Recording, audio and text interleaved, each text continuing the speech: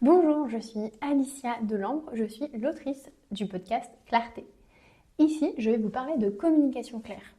Ensemble, on va essayer de rendre votre communication plus fluide et plus facile à comprendre, que ce soit à l'écrit ou à l'oral. On va aussi simplifier votre manière de penser, clarifier vos idées et vos réflexions.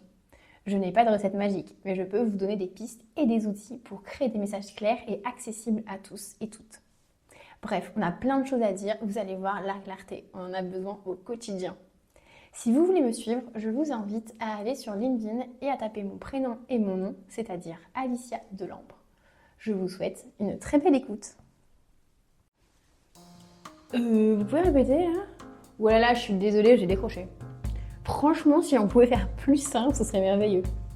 S'il y a un doute, il n'y a pas de doute. C'était quoi l'objectif du message déjà? Est-ce qu'on peut faire plus simple? Ah, mais moi je trouve pas ça inintéressant. Bonjour à tous et à toutes. Aujourd'hui, je vais répondre à une question qu'on me pose assez régulièrement, qui est: qui peut valider un document FALC? Alors, en général, on pense d'abord que le FALC, c'est une histoire de certification, il y a des auditeurs ou des auditrices, il y a des labels aussi, il y a pas mal de questions par rapport à ça, c'est assez flou. Donc voilà, je vais venir un petit peu répondre à tout ça et clarifier un petit peu le sujet. Donc première étape, le FALC, c'est une méthode. C'est une méthode, on est tous d'accord là-dessus, c'est une méthode de communication écrite.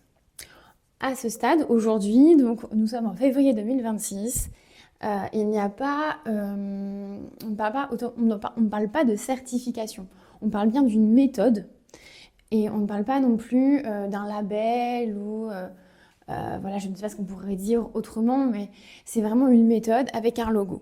Le logo FALC, il a été vraiment créé par Easy to Read, donc c'est l'association qui milite pour le FALC au niveau européen, puisque la méthode FALC est une méthode européenne. Mais aujourd'hui, dire qu'il n'y a pas d'auditeurs, il n'y a pas d'auditrices qui vont venir vérifier que vous êtes en capacité de produire des documents en FALC. Ça ne se passe pas comme ça. Concrètement, comment ça se passe? Donc déjà, vous êtes formé au FALC, vous avez compris la méthode, vous avez transcrit votre document. Votre document respecte les critères, donc vous en avez 57 critères.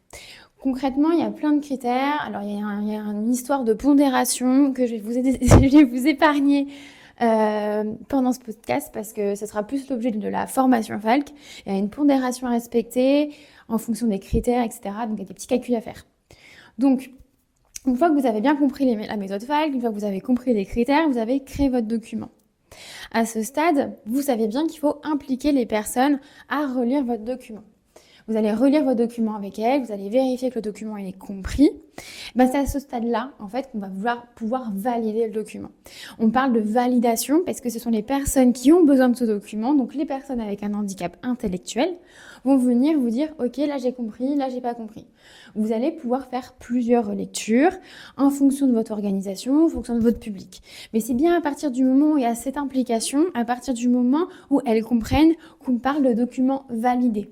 Et c'est là où il y a beaucoup de questionnements et d'ambiguïté, c'est qu'on a tendance à parler de « je voudrais un document certifié, je voudrais un document labellisé ».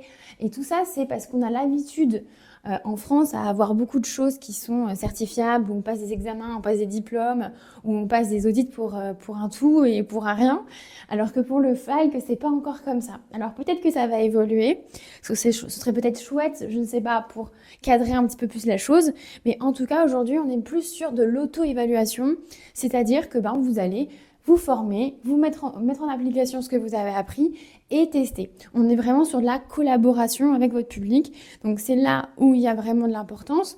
C'est un peu de la bonne, voilà, c'est votre responsabilité de mettre en application correctement. Alors bien sûr, une fois que c'est validé, c'est toujours bien de mentionner les personnes dans le document. À la fin du document, si vous prenez le temps, voilà, vous pouvez aller chercher sur internet des exemples de documents. Vous en avez sur mon site. Si vous allez sur écrire-et-raconter.com, vous allez avoir dans la partie blog des exemples de FALC. Et à la fin, donc à la dernière page, vous avez une page de remerciement où on dit merci aux personnes qui ont participé à la relecture. Ça, c'est vraiment un moyen de montrer que vous avez été jusqu'au bout de la méthode, que vous respectez donc une partie des critères Falk. Donc c'est à partir de ce moment-là qu'on dit que le document est validé et vous pouvez poser le logo, idéalement sur la première page. Donc, globalement, quand on parle de valider un document Falk, vous voyez, il n'y a rien de bien méchant. Alors bien sûr, il faudra faire attention à l'aspect réglementaire, c'est-à-dire comment les personnes qui vont venir relire votre document, comment c'est organisé. Est-ce qu'il y a une rémunération? Est-ce que c'est du bénévolat? Enfin voilà, ce sont des choses aussi à prendre en compte. C'est des choses auxquelles aussi moi je peux vous accompagner.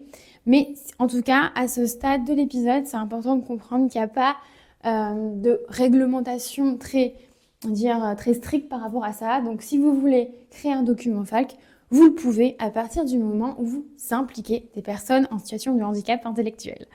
Voilà, j'en ai terminé pour cet épisode qui était très court, mais je pense que vous avez compris. Du coup, je vous laisse là-dessus. Encore une fois, n'hésitez pas à partager le podcast autour de vous. Si vous pensez que certaines personnes pourraient avoir besoin du contenu, n'hésitez pas à le partager. Commentez aussi l'épisode, abonnez-vous, ça donne beaucoup de force au podcast à être plus visible. Et je vous dis à bientôt. Merci d'avoir écouté l'épisode jusqu'au bout. Je suis vraiment heureuse de savoir que vous vous intéressez au Falk. Merci vraiment. J'ai créé une vidéo qui s'appelle « Comment créer un document en Falk ». Dans cette vidéo, je vous explique pas à pas comment transformer un document compliqué en quelque chose de facile à lire et à comprendre. Pour la télécharger, il suffit de cliquer sur le lien dans les notes de l'épisode. Si l'épisode vous a plu, pensez à vous abonner au podcast Clarté et à m'envoyer un message sur LinkedIn. Vous pouvez me trouver sous le nom Alicia Delambre. Ça me fait toujours très plaisir de savoir que le podcast vous a plu.